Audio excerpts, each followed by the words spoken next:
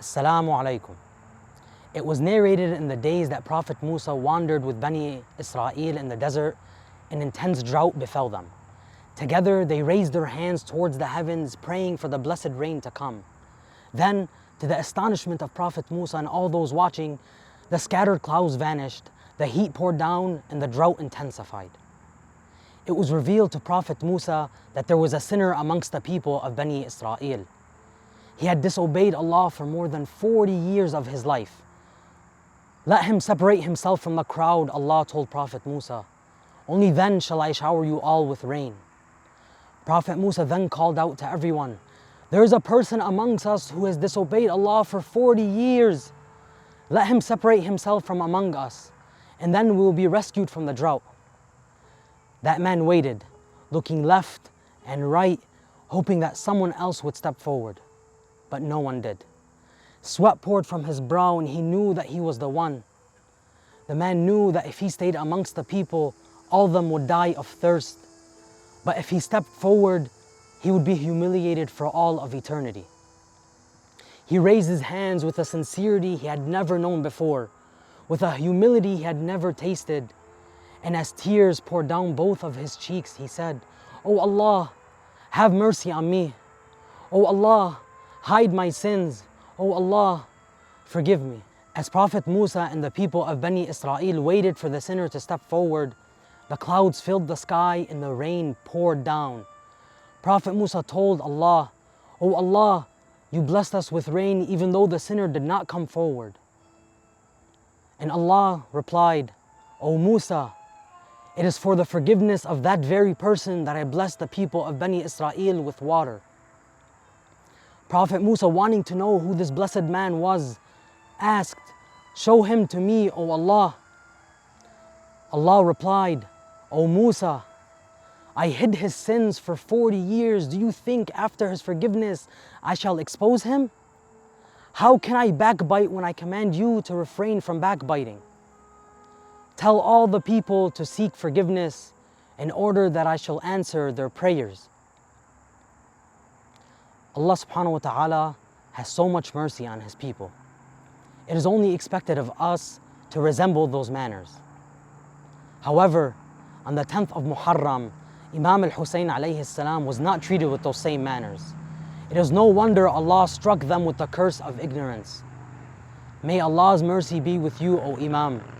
Conceal our sins and allow us to be with you, O Imam al-Hussein.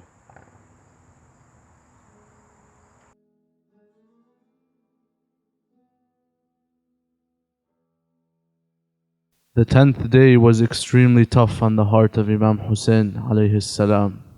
The enemy did not differentiate between big or small. All who were on the path of Imam Hussein were to get slaughtered.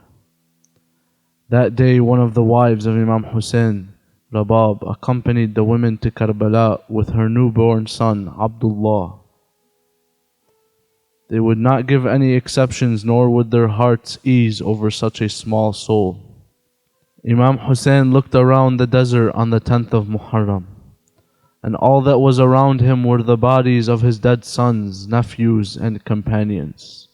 He turned to the left and to the right, and tried calling out for someone to come help him on these lonely lands.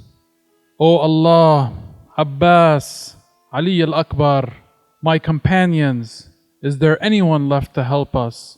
Are there any lovers of Imam Ali that are willing to sacrifice their lives for his will? As soon as the women heard his call, they knew that this was it. They had sensed that this is Imam Hussein's call to martyrdom. He came into the women's tent and asked Sayyidah Zainab to hand him his newborn son, so that he may bid farewell to him. "My dear Hussein, Abdullah has had no water or milk in 3 days. He has no more energy to cry. He's completely dry."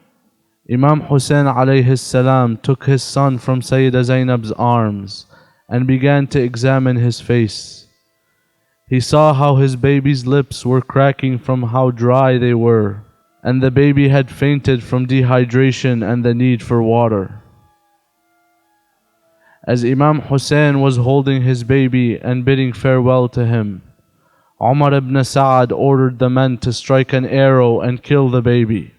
In an instant, the heat of the arrow in his chest woke the baby into consciousness, and he began to reach his hands out as a dead bird would be pleading for some water or air, anything to keep him alive. Imam Hussein began to gather the blood in his hands and throw it in the air as he called out, My heart is at ease for all that I've gone through, only because it is in the sight of Allah. Imam Hussein approached the women's tent, and he noticed that all the women were standing at its doors, waiting for any news from him. Imam Hussein did not want to witness the women finding out about the tragedy that befell the newborn baby. So he walked towards the back of the tent and called Sayyidah Zainab. Oh Zainab, please come take this baby from me, my dear sister. This baby has broken my heart. O Allah, please accept this baby, for this is all we have left before our dear Imam Hussein. How shall I tell your mother about your departure, O Abdullah? Your years were very few. We did not even get to see you grow in your years. Sayyidah Zainab decided to hide him under her abaya and thought of a way to break the news to the newborn baby's mother, Rabab. O Rabab, may Allah's peace be upon you. Imam Hussein's companions all have been martyred, O Rabab. May Allah's peace and blessings be upon you too, my lady Zainab. Yes, they have. It is with a very heavy heart that we say they have been martyred, O Zainab. O Rabab, Ali al-Akbar has been killed. Yes, O Zainab, I have received the news. His battle was very dear to my heart. O Rabab, Al-Qasim is gone. Al-Abbas, the moon of this tribe, they have all been killed under their evil hands. Yes, O Zainab. Then Sayyidah Zainab uncovered the newborn from under her abaya and revealed him to his mother, saying, O Rabab, may Allah reward you. Your son Abdullah has been killed under the hands of the enemy. Rabab took Abdullah from Sayyidah Zainab. She began to kiss his face and call out his name. She hugged him and smelled him and began to cry out for her son. O my son, is it true that I will no longer see you or hold you? May Allah accept this gift from us and take revenge for us Ahlul Bayt. O my son Abdullah, I have no water to put over your grave, but my tears shall be enough to wet your grave. In one angle of the desert was a mother taking in what remained of her dead baby. And in another angle was a family that was desperate to keep their father near, close and alive. A family of daughters, mothers, sisters and martyred sons. The truth was as close to their hearts as their father was. That's why they were able to let him go in Karbala. Because so long as the truth was there, so was their father. It was like he never left.